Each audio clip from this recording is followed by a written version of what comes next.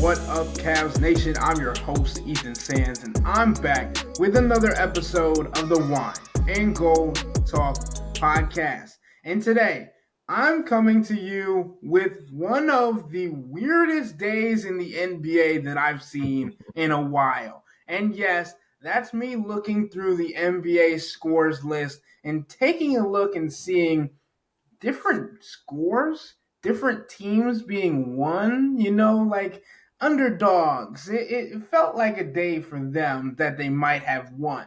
And you might be looking at me like, hey, this is a Cavs podcast. Hey, they didn't play today. There's a lot of news to get into. And it's another rendition of, hey, Chris, let's just get into that. Well, let me preface with this. The Boston Celtics lost today to the Chicago Bulls, 117-108. Then you look at the Orlando Magic. That was not an underdog game. The Thunder beat them 105-99. And then you look around the league and you see the Memphis Grizzlies put the hammer down on the Golden State Warriors, beating them by 50, 144-93. And then you also talk about a game where you saw the the New York Knicks. They were nearly tied after the first quarter, and then putting up a 40-piece in the second quarter and allowed just 18 points in that second period to take a 73-51 lead going into halftime. And it is halftime now at the time of this recording. It is now 10:30 p.m. Eastern Standard Time. But we got my man Chris in the building today, and I just want to get your take on how the league is shaping up and how interesting these different days can be when any day a different team can stack a win against an opponent that might be more favorable than them. Well, I think the layoff has something to do with it. It's hard to specifically say that this is exactly what happened on this particular game, but I think when you have a layoff and you have an element of rust and a team being out of rhythm, that's going to bring the favored team closer to the underdog, right? Like Chicago needs some kind of help to better match up with the Celtics. You know what I mean? The Golden State Warriors, I don't know, a bunch of old guys that are probably used to their routine. First game with Dennis Schroeder, trying to integrate him, play a different style, run more pick and rolls, stuff like that. So they're probably going to take some time to figure that out because it is kind of a drastic stylistic change for them. But I do think, Ethan, the layoff for the NBA Cup, I do think it's going to affect teams. I think it affected the Cavs when they played against Washington, shooting 15 of 51. It felt like a team that just couldn't find its offensive rhythm for a majority of that game. Felt like a team that was a little bit out of sync. And I think you're going to have that for these NBA teams. And I think the better team is going to feel it more, or it's going to be more surprising for the better team because it doesn't play to its standard that it's used to. And I think it evens the playing field a little bit when you talk about some of these kinds of situations. And it's something I think to monitor for the Cavs for Friday against Milwaukee, because the last time, like I said, they had this extended layoff, they came out and they looked like a team that had an extended layoff. And, Kenny Atkinson and people inside the organization over the last 2 weeks or so, like they've done their internal studies of trying to identify, okay, what was the root cause of that performance against Washington.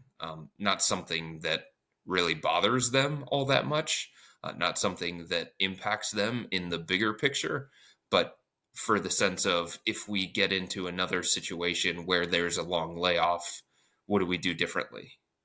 Do we do less practice? Do we do more practice? Do we not stay in Miami? Do we come back to Cleveland instead? So all those different things. But I do think, you see rhythm-like teams that are out of rhythm, and it's affecting their play for sure. And I think there's a double-edged sword to the portion that you mentioned about reintegrating players and also Hmm. having to get into different schemes, especially when you talk about the Cleveland Cavaliers, because one, they will be without Isaac Okoro for at least the next 2 weeks as he's going through a reevaluation period after suffering a right shoulder AC joint sprain. When it comes to hit the game against the Brooklyn Nets in the third quarter, that was officially announced earlier today. And then we also talk about the Milwaukee Bucks being without Damian Lillard due to a calf injury for Friday's game. I think that kind of goes hand in hand, and I think the Cavs are um, kind of happy about that, especially the first game without Isaac Okoro. Not having to face Dame and his prowess from beyond the arc is definitely going to help them, but also the potential for Max Strus to make his season debut and how that is going to look with the Cleveland Cavaliers when it comes to being able to bring him back, potentially still not official yet. Still don't want to say anything too daunting. But Chris, the question then comes up, and I think we covered it already, but it's been another question that I feel like we should reiterate on a Hey Chris episode.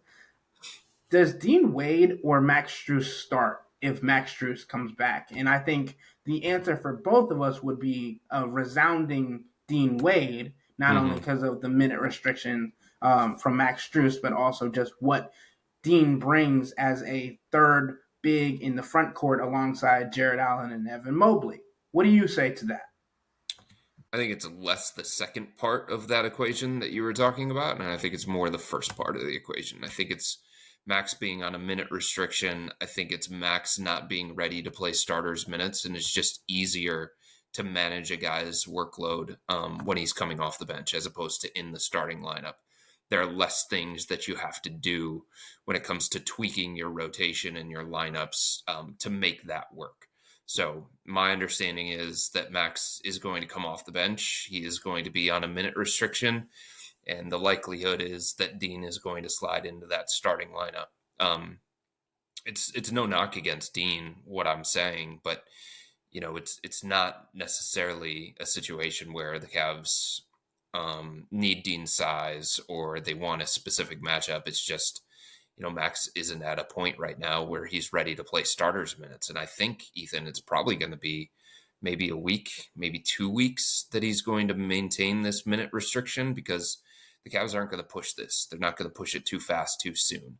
They understand the importance of Max. They understand the value of Max. They understand, everything that he's gone through over the last 9 weeks. And the last thing that they want to do is get into a situation where they push it too hard, too fast, and there's a setback and he has to miss more extended time. Being on the sidelines for as long as he was, it was killing him. It was very, very difficult on him. He even mentioned it earlier today that there were some dark moments during his rehab.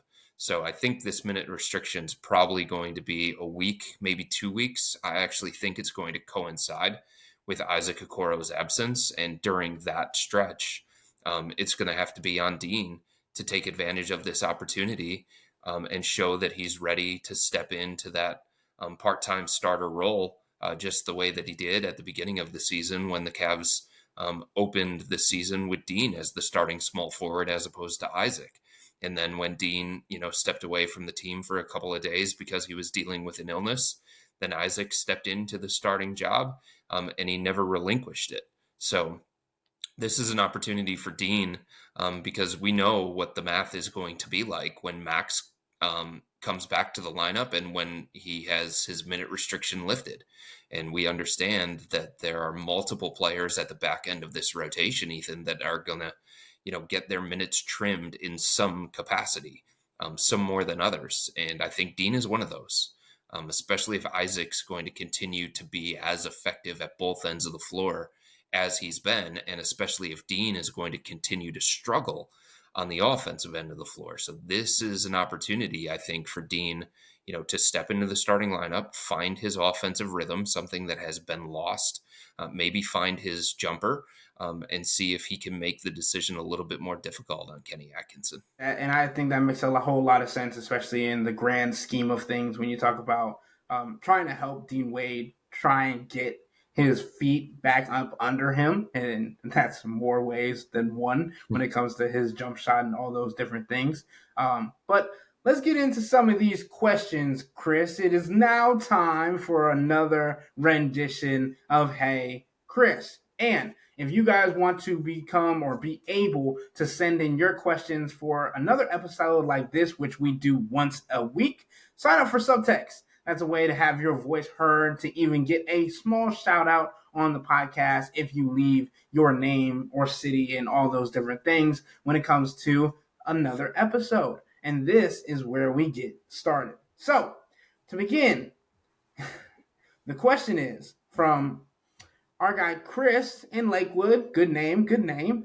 He says, "Hey, Chris and Ethan, can you talk more about exactly how Kenny Atkinson's offensive system is different than what the Cavs ran under JB Bickerstaff? I don't know much about basketball plays, and I understand that Atkinson's system involves more off-ball movement and passing, but what does that look like? Is there a system different than other systems that involve similar amounts of movement and passing? What elements of their system are specific to the strengths and weaknesses of the Cavs players?"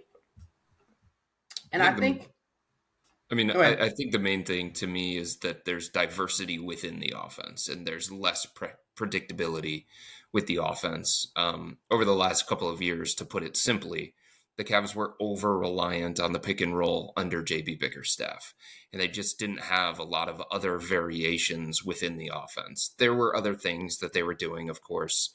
The split cuts stuff that the Cavs are running right now with Kenny Atkinson. The Cavs tried some of those things too, right? Some of the stuff with Evan Mobley at the elbow and the DHO stuff, the Cavs ran that stuff too.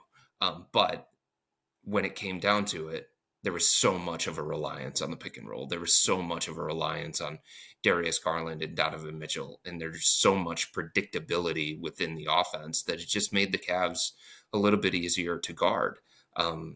What they're trying to do under Kenny Atkinson is create a lot of chaos offensively. Back cuts, Evan Mobley bringing the ball up the floor, inverted pick and roll. Donovan Mitchell on the ball, Donovan Mitchell off the ball, Darius Garland on the ball, Darius Garland off the ball, continuous movement and flow throughout the course of an offensive possession. The spacing is different, where guys are lined up on the floor, where Jarrett Allen is, where Evan Mobley is, where the guys are out on the perimeter, the sprinting to the corners that the Cavs are doing to make sure that it makes it more difficult on the defense. And I think when you have different guys touch the ball within a possession, it creates confusion for the defense because they're like, is it going to be Darius? Is it going to be Donovan? Is it going to be Evan? Is it going to be Jarrett? And in the past, they could just put their eyeballs on the primary ball handlers and they could set their defense according to that because they knew who the ball was going to be in the hands of on the majority of their possessions. So with the continuous movement, with the flow that they're getting offensively, with the different guys that are touching it within a possession, it creates a lot of different chaos, especially when there's a lot of cutting going on, because then the defender's like, okay, do I go with the cutter or do I stay with my guy? Yeah, and I agree because the movement is so much of body movement as well as ball movement. Like we talk about how the Cavs get the ball up the floor quicker this season than they have in previous years because of the outlet pass that they've been utilizing at length to start the year rather than JB Bickerstaff, as we've mentioned, at length, just doing the baseball wheel run and having Darius sprint up the floor as quickly as he possibly could. Ball movement is always going to be quicker than that, and the opportunity for players to run down the floor, even if it's Donovan Mitchell, who does not enjoy doing that to that extent, but has taken that to heart and has continuously ran to the corners along with guys like Isaac Okoro, Dean Wade, Karis LeVert, George Niang. That's created early shot clock opportunities that prevents the defense from getting set up, which allows the Cavs to have better offensive opportunities. And even if Jarrett Allen and Evan Mobley are getting down the floor, it creates opportunities for them as well in the fast break, or if they beat their man down and say Darius or Donovan puts up an early three, they can get into position quicker than the defense and get an offensive board and continue the possession as well. So I think it's definitely a lot to go into when it comes to the stylistic difference. And we heard it when we talked to Max Strus, even though it was the first time we had talked to him. He was like, this is Didn't take long. exactly the offense that I've been wanting to run since I got here. Why? Because of the spacing, the pace, and all those different things. And I know these guys don't try, or in Max's case, he might have been trying to make a slight at JB, but like it is so apparent when they're talking about the previous regime in comparison to what Kenny has been able to do. George Niang is another guy that has done that in the past, unprovoked or unapologetically. So I just think it's an interesting situation to think about how different this offense in this system looks, not only to the naked eye and people that don't necessarily know the game as well as these guys, but internally, the difference has already been substantial. It took Max 90 seconds, 90 seconds into his first press conference to talk about, yeah, it's not a secret. This is how I've been wanting us to play. It's not a secret. This is how I was hoping that we were going to play when I signed here. So, yeah, Max was not the biggest fan of the offense. And look, there's reasons for it. There's a bunch of talent on this roster. Even last year when the Cavs were dealing with the injuries that they were, Darius missed 6 weeks, Evan Mobley missed 6 weeks. They didn't have Ty Jerome, but for 2 games.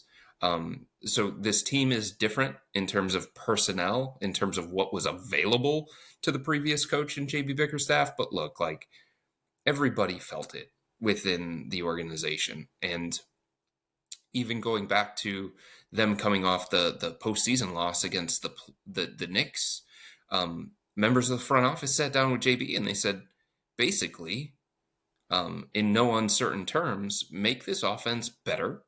Make this offense more modern, make this offense more diverse, make this offense more dynamic, or else. And we all know what the or else part of that is. And still, throughout the course of last year, during the regular season, this offense was middle of the pack.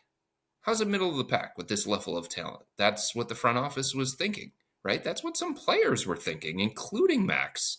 And there's reasons to say that they underachieved on the offensive end of the floor. There's reasons to say that they were so focused on defense, and a lot of the decision making for JB was tied into defense and what's going to give us the best pathway to success on defense. And they were so just static on the offensive end of the floor. You sit in the corner, you sit in the corner, and we're just going to run a high pick and roll. And yeah, there's going to be variations off of that, and there's going to be other sets that we're going to do within that.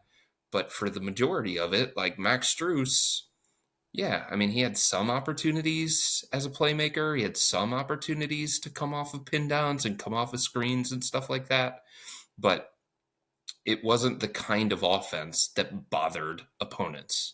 It was the kind of offense that, the Cavs had to work hard consistently to get quality looks. It felt like at times last year, Ethan, offense was a chore.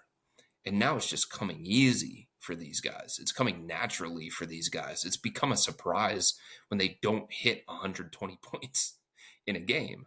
So it's understandable that people looked back on last year's team and said, yeah, that wasn't the prettiest offense. Yeah, that wasn't the most fun offense to play in. Yeah, that wasn't really the right way to play basketball. You know what I mean?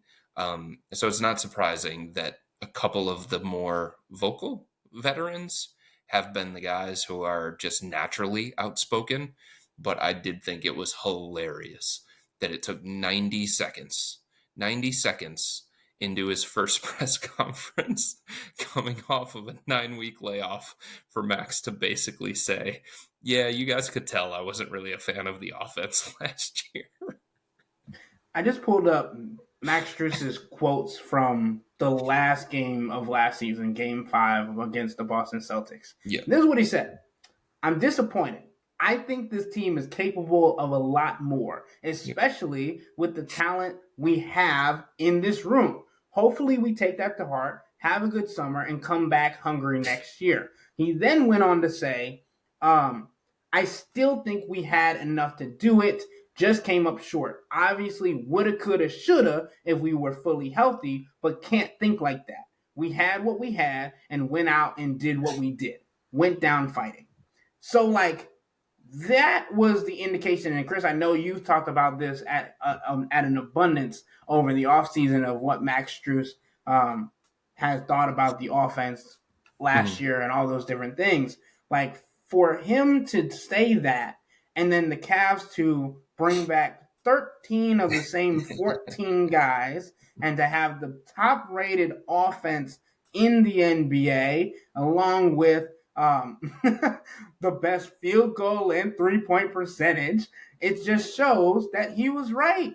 They Mhm. had the talent in the room. It was about the offense being set up for them to succeed to a different length. And don't get me wrong, Jay Bickerstaff had the defense humming to the point where the Mhm. Cavs and Jared Allen spoke on this past week that they had to go back to their roots to get back to the defensive element that they had last season and that had them at the top of the league in defense at points over the last couple of years.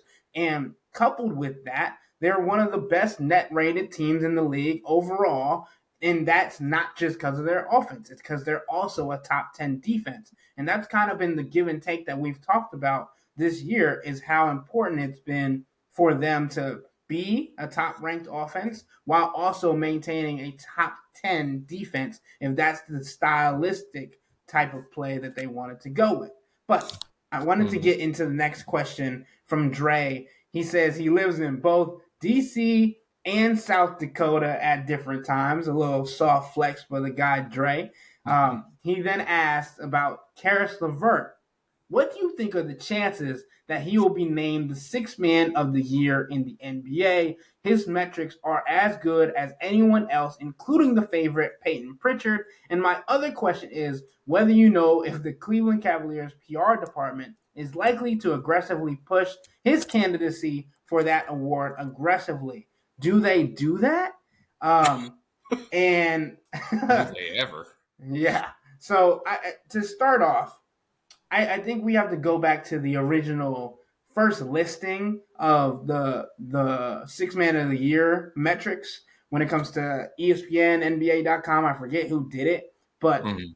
at this point, this is when Ty Jerome was on his heater and Karis LeVert was still one of the best plus minus rated players and still is in the NBA when it comes to average per game plus minus. And neither of them made that list, right? Um, Now you talk about Karis LeVert being a top 10, and actually, I think it's still Ty, Karis, and Isaac being in the top 10 in 3-point percentage for the season, and all those different things that come into account.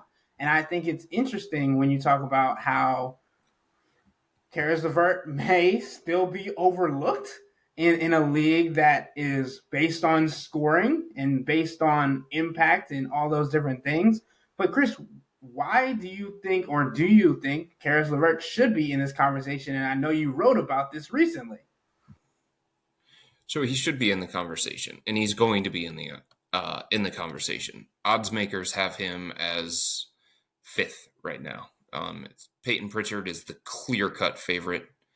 Then it's DeAndre Hunter of the Atlanta Hawks, Amen Thompson of the Houston Rockets, and then Buddy Hield of the Golden State Warriors. Those are the top four in terms of odds on BetMGM, DraftKings, Caesars, FanDuel, and BetRivers. They all have the same top four. And then Karis LeVert is fifth in that. And I think that's about right. I think you could probably put him a little bit higher. Above Amen Thompson feels more right to me. Above Buddy Hield feels more right to me. But I've said this before, and I know people don't like this, but I think it's going to play itself out. And I'm speaking from the standpoint of what goes through the mind of most voters because I am a voter.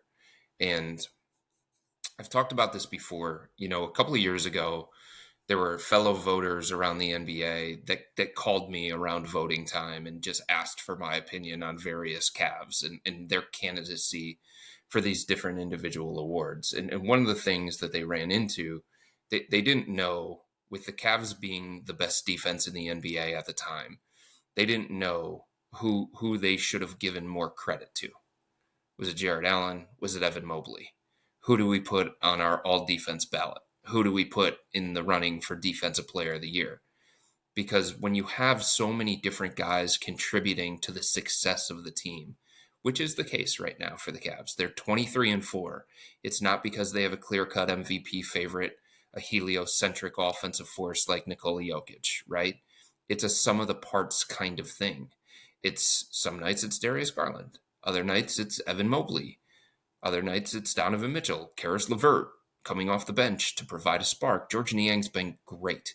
Him and Sam Merrill are part of one of the 10 best three-man units in the entire NBA. Ty Jerome has had stretches where he's been absolutely brilliant. So I think what voters are going to run into is, who do we give credit to with the Cavs? And the easiest answer that they're going to come up with is Kenny Atkinson. That is going to be the easiest answer, because they're not going to find one singular player that stands out so much above the rest of the competition. Peyton Pritchard, nobody expected this. And he has been great. He has been an anchor for the Boston Celtics. Like, they don't have a ton on that bench. Let's be honest about it. Luke Cornett, Sam Hauser, like, those are the kinds of players that are coming off the bench. Some dude named Drew Peterson. And then Peyton Pritchard has been like the anchor of that. He's been the stabilizing force of a second unit that's not looked at all that flatteringly. DeAndre Hunter has been great for the Atlanta Hawks. Great. So much conversation coming in this year was Bogdan Bogdanovic for sixth man of the year. It's DeAndre Hunter. He's made such an impact for them. He has elevated them to a different place. He was integral in their NBA Cup run, but he's been that kind of impact player, that kind of effective throughout the course of the season. And like, it's easy to look at the Hawks and say, like, that's one of the differences with the Hawks. Yeah, it's some stylistic changes. Yeah, it's no longer Trey, DeJounte Murray battling for the ball and getting in each other's way and stuff. But like, one of the differences for the Hawks this year is Jalen Johnson taking his game to another level, and he's going to be in the running for most improved, and DeAndre Hunter taking his game to another level and providing the Hawks with a stable force coming off the bench. When it comes to the Cavs, like, people are going to say, yeah, Karis has been good coming off the bench, and his impact numbers are really, really promising. Look at his net rating. Look at his plus minus. But they're also going to say, but George Niang's been effective coming off the bench. Sam Merrill's been good at times coming off the bench. Ty Jerome, he's in the running for sixth man of the year, way further down the list, but he's in the running too. So I just don't think that voters are going to find it easy to look at the Cavs roster and find an individual player and say, we want to reward that guy, whatever category you want to talk about. Most improved, defensive player of the year, sixth man, MVP, whatever it is. And I just don't think they're going to be able to find an easy enough answer. So the easiest answer is Kenny Atkinson's the guy who has made the biggest difference. We're giving him coach of the year. And you can look at the game tonight, and that's part of why I referenced the league and how games can be weird and also very telling of situations. Like against the Chicago Bulls tonight, when the Boston Celtics lost 117-108, the starters, Jason Tatum played 37 minutes. Kristaps Porzingis played 36 minutes. Drew Holiday played 29 minutes. Derek White played 36 minutes. Jaylen Brown played 36 minutes. And then you look at the bench, and Al Horford played 22. Peyton Pritchard played 30. Jaden Springer played 13 minutes. And then they have three other players listed as like they got in the game, but the ESPN app literally has them at 0 minutes, right? and one shot taken.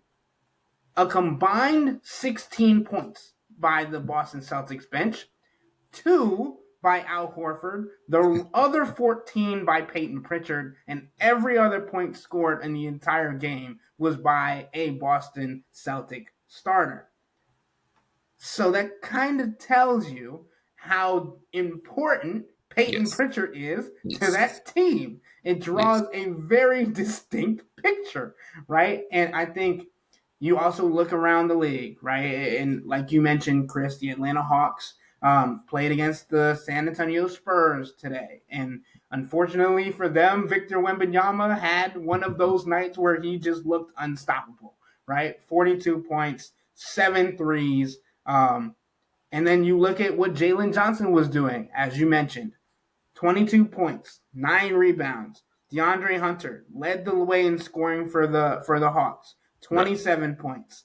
Um, they ended up still losing that game in overtime, 133-126. And that's not to mention that DeAndre Hunter had a monster dunk to bring them close enough to send the game to overtime, right? So I think it's important to talk about, in Cavs fans, you gotta keep your eyes open for this guy because we've talked about him at length as well. Might be out of the Cavs' price range, but definitely a guy that they've been interested in since he got drafted. So it's just telling of where this league is at, who is important, and why they are in these conversations. And they are the most important people off the bench for their respective teams. Hmm. Amen Thompson, maybe a little bit less than Karis LeVert, as Chris said. I do think that he deserves to be a little bit higher. If there is a player on that list, he would be the one that I would say or suggest could be bumped down that for Karis LeVert to get a little bit of an extension in that conversation. But So the other thing is, Ethan, and we have to point this out. When it comes to these end of season awards, there is a games played threshold. Karras has missed what, 4, 6 to this point, 4 or 6 already, and obviously he is dealing with a sort of achy knee that requires constant maintenance. It's something that the Cavs have this big picture plan in place when it comes to getting through the regular season and getting to the playoffs in a different physical state, a different mental state. And that's going to involve Karras. That's going to involve Donovan. It's going to involve Evan Mobley, Jared Allen, their most important players, the guys that they deem the most important players. So there could be spots throughout the course of this regular season as we go down the stretch run where Karras is resting or he's sitting with knee soreness or something like that. So you have to monitor the whole games played threshold, and 17 missed games is all that somebody is going to be allowed. And who knows what's going to happen in the second half of the season. Jared McCain looked like a rookie of the year frontrunner for the Philadelphia 76ers. Like, pencil him in, go to FanDuel, make your bet on him. That's how well he was playing compared to the rest of the rookies. Guess what? He goes down with an injury, changes the view of that completely, right? That could happen throughout the course of this. Can Peyton Pritchard stay healthy playing with this workload, with this level of volume, the kind of responsibility that he's never had throughout the course of his career? DeAndre Hunter has dealt with injuries throughout the course of his career. He historically has been a pretty streaky player. It hasn't been that way so far this year. He's been really, really consistent, really stable for Atlanta. But throughout his career, there are injuries and there's streakiness involved there too. So is he going to stay there? Buddy Hield, he's also somebody who has been streaky throughout his career. Is he going to stay in the running? So there's a bunch of stuff that could change. What is right now doesn't mean it's what will be. By the end of the season, we're only just past the quarter pole.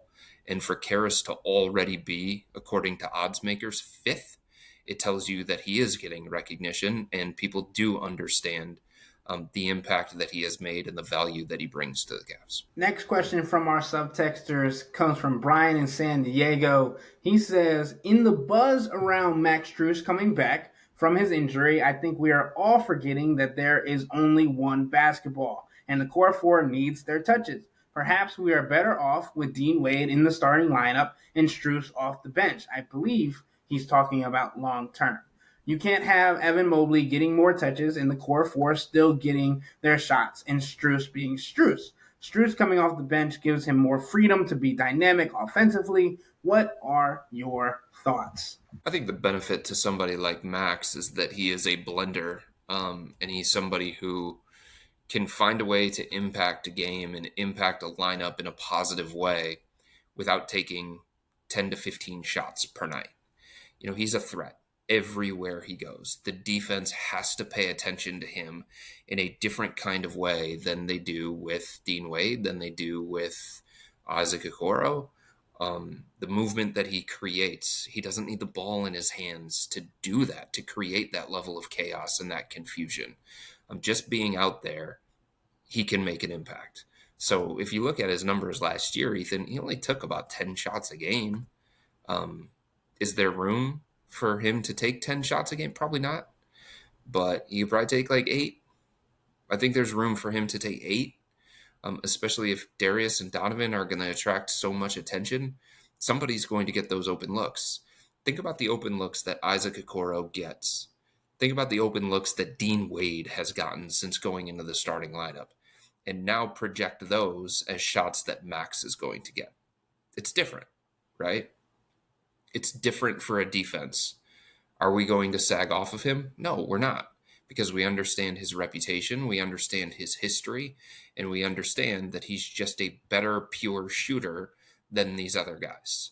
And we talked a little bit about this earlier today with Kenny Atkinson. When it comes to gravity and when it comes to defensive attention, it's not about percentages. It's about volume. And it's about reputation too. Max has the reputation to just warrant a different kind of coverage and a different kind of attention from the opposing defense. So I just don't think he needs to be a volume shooter within this offense, within the system, and within this starting lineup to make the kind of impact that the Cavs are so excited about him making. Just putting him on the floor, he's a threat. He's a different kind of threat than Dean Wade and Isaac Okoro. And that elevates everybody else around him. And he doesn't have to shoot a bunch of shots for that to be the case.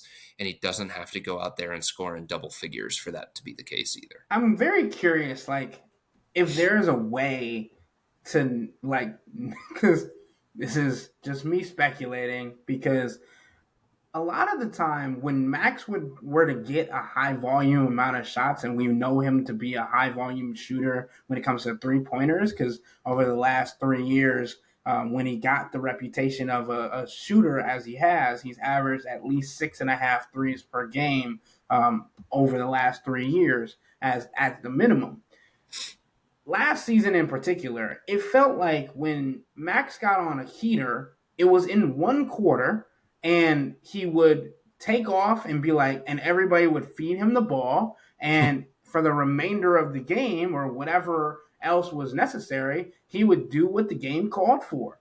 I cannot count on one hand the amount of times that Max went off in the first quarter and then kind of went radio silent for the remainder of the game because he was utilizing that gravity that he had created or reminded the opposing team of. Because sure, you have a career percentage of 36.5, and he didn't shoot as well last season as he may have wanted to. But if you hit 3 or 4 threes in a quarter, teams are going to remember that you are who you are and want to get out on you and all those different things. And that creates more actions and all those different things. And then everybody remembers the Dallas Mavericks game where he hit the more than half court shot and how he had, I believe it was 4 threes before that to kind of bring the Cavs back into it. So the ability for him to take off and get into a hot streak is prominent for opposing teams to know about, but it also helps him and how he's able to moderate his shot takes and shot profile and all those different things when it comes to how he intricates into the offense and what he's able to do. But the other thing is he's a good rebounder. We cannot slight him on that. He's coming off a year where he had a career high in rebounds. So he'll get there on the glass. He'll battle with bigger guys underneath on switches. And he's a better passer than Dean Wade, and he's a better passer than Isaac Okoro, too. He's coming off a season where he had a career high 4 assists. So you're going to be able to run just some two-man action between him and Evan Mobley. And that doesn't have to end with Max taking the shot. It doesn't have to end with Max scoring the basket. He can just be a trigger within the offense. He can be a passer within the offense. And the other thing that he can do, he can body up and he can compete on the defensive end of the floor. He is not as good of a defender as Isaac Okoro or Dean Wade, but he tries at that end of the floor. He competes at that end of the floor. And he's going to be the guy when he gets his minute restricted lifted and when he gets an opportunity to play starters minutes and move into the starting lineup, he's going to be the guy, Ethan, that matches up with Jason Tatum, Jaylen Brown, Chris Middleton, those kinds of players. And yeah, the Cavs have a switch heavy approach, and that puts a bunch of different defenders on a bunch of different talented offensive players. But it's going to start with Max. That's going to be his responsibility. He's taken that challenge. He has battled as best he can.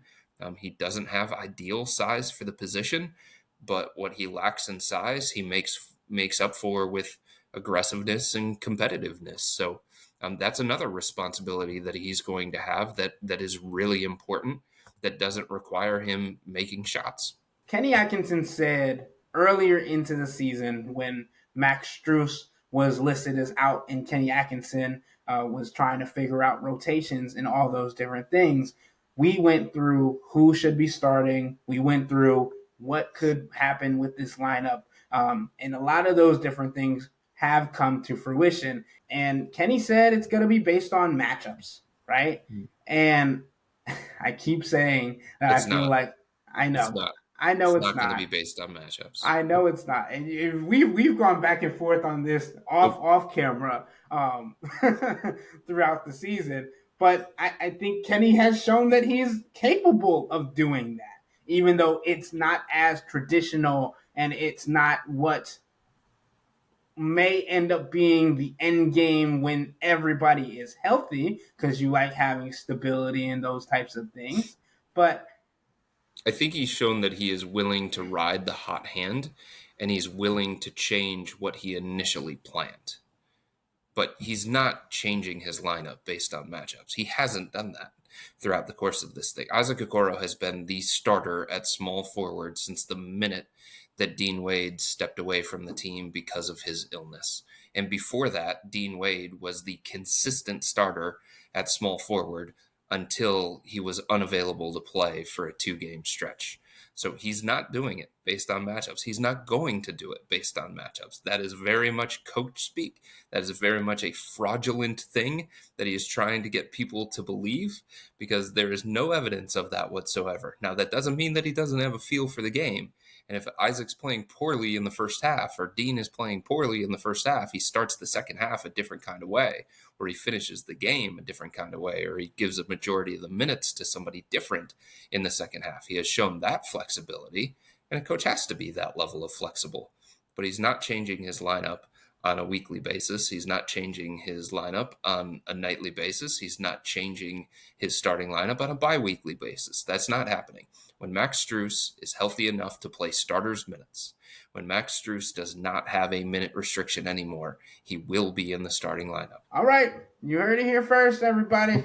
I'm not going to argue with that. I'm just saying it's a change from last season. We talked a lot about J.B. Bickerstaff already on this podcast, and I'm going to do it again before I get into the last question of the Hey Chris episode. And JB, when we talked about X's and O's, when we talk about areas that he could improve, one of them was making in-game adjustments when it comes to in the moment, in the spur of the moment of a game. He would still lean on the players that he had built trust in, or his star guys that had the reputation to do those. And it feels like Kenny Atkinson looks at all of the guys as valued pieces. Not that J.B. Bickerstaff didn't, it's just in a different way. Like, yes, Donovan Mitchell, you are the star. Yes, Evan Mobley, we want you to be one of the best scorers on this team.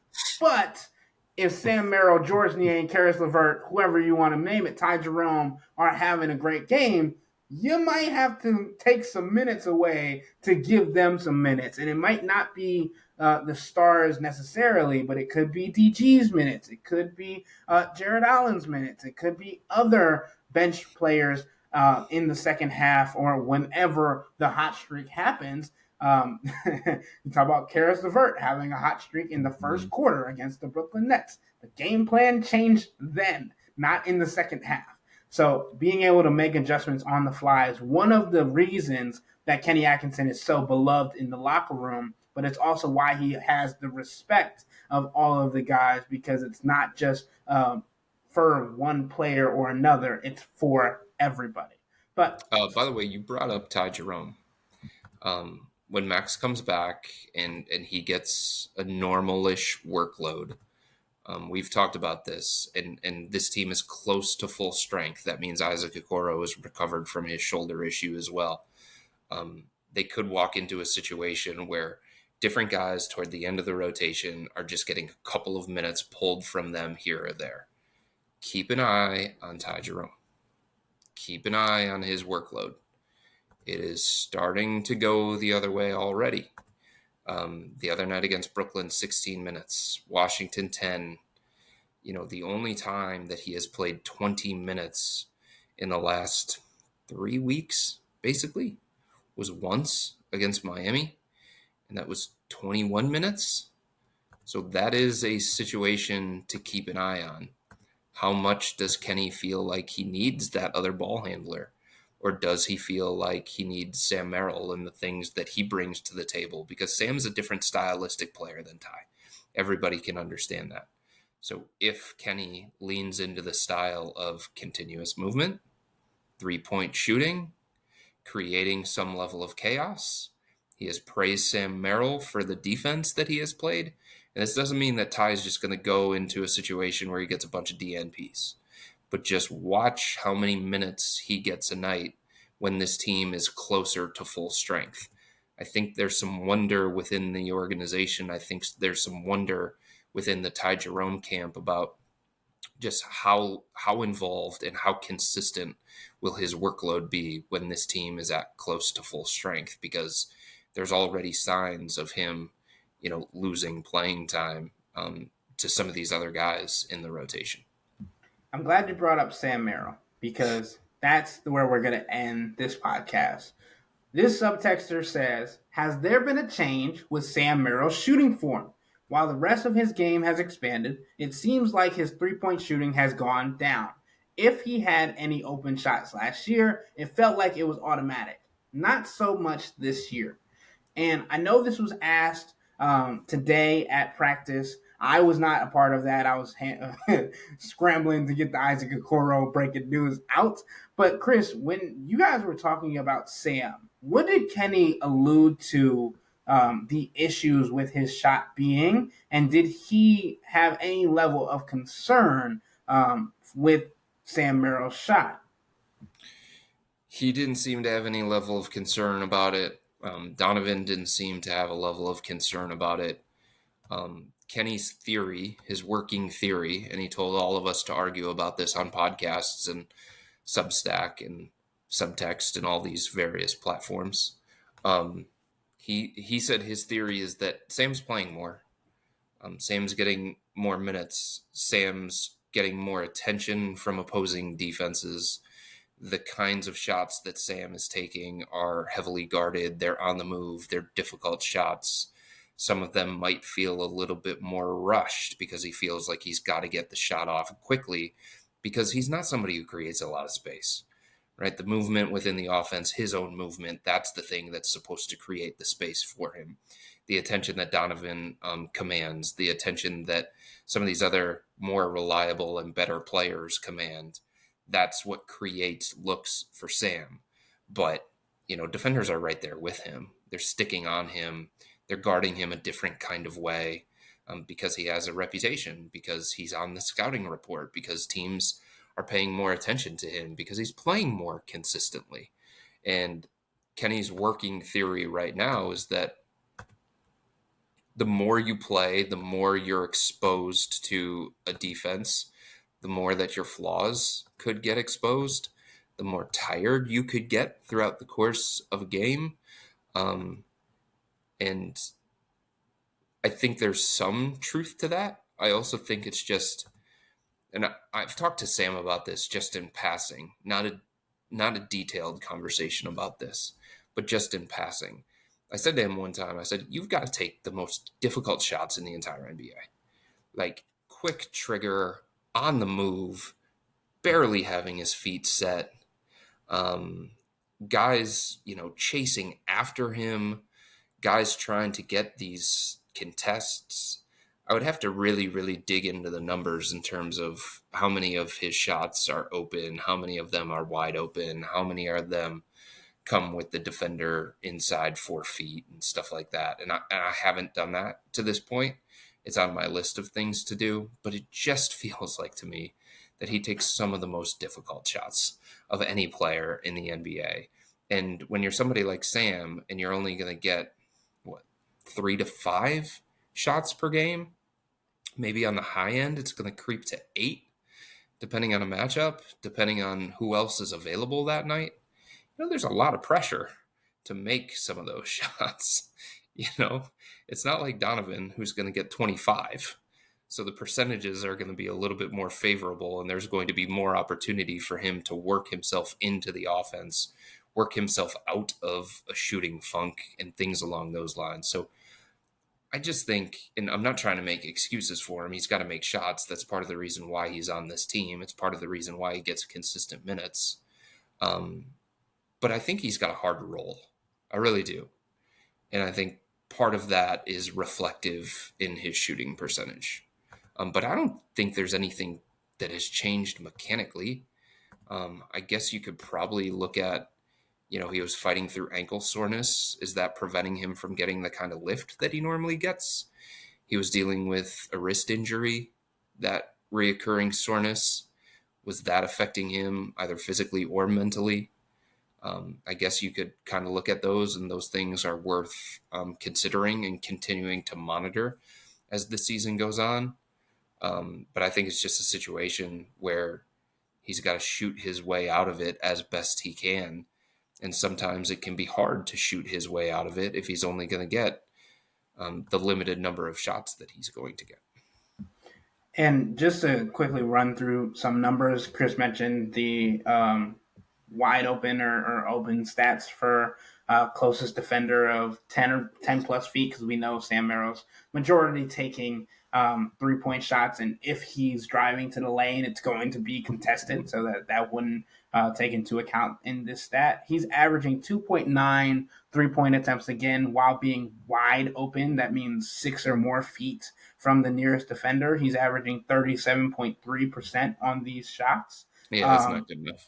That's not good enough. Not but good enough. And also 4 to 6 feet, he's averaging 1.7 3-point attempts per game and shooting 35% on those. And I think you mentioned how difficult the shots have been for him, because I think he was in the top of the league last year when it came to 3-point frequency, with the closest defender being 0 to 4 feet or whatever.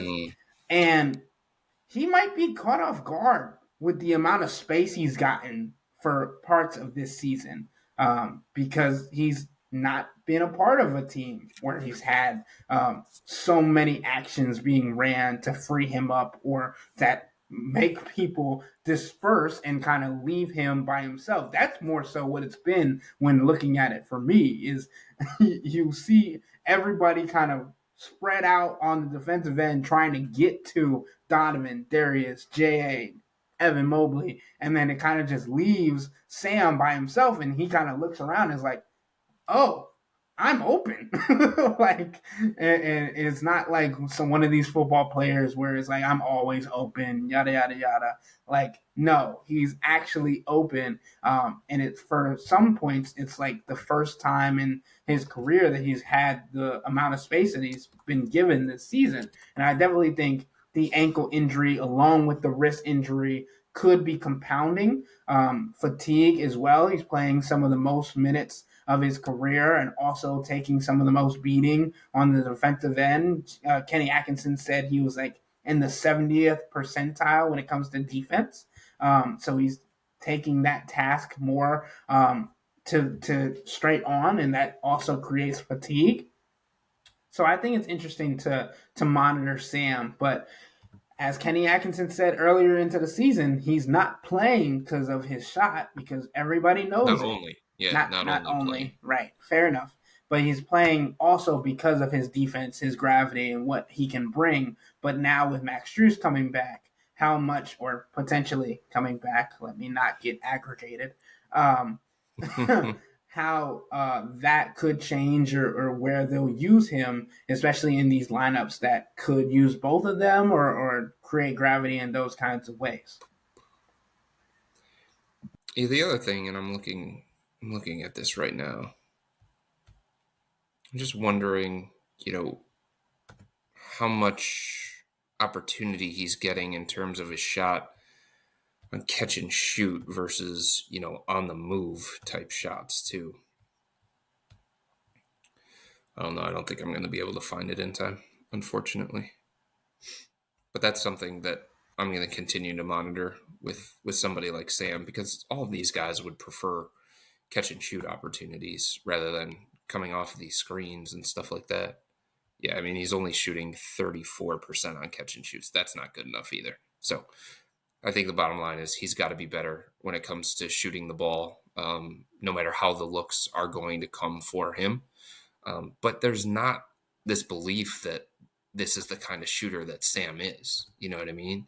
Like there's a belief from Donovan, there's a belief from front office members, there's a belief from this coaching staff that Sam is just a better shooter than what he has shown to this point. And the hope is you can say that it's false hope, but the hope is that some positive regression hits him here too. Because if he just goes on a heater similar to the one that he did last year, where it felt like every shot he took was going to go in, then that 3-point percentage is going to start to look a lot different. And just looking back at his numbers from last year, the 2023-2024 season, when Sam was open, considered wide open by NBA.com stats, he shot 49.2% from three with 2.1 attempts per game. Like, that's the Sam Merrill we all remember Yeah. and know. Like, if he gets open, it's going in. And we joked a lot last season, like, every time he touched the ball because of how JB Biggerstaff ran his team, he was putting shots up.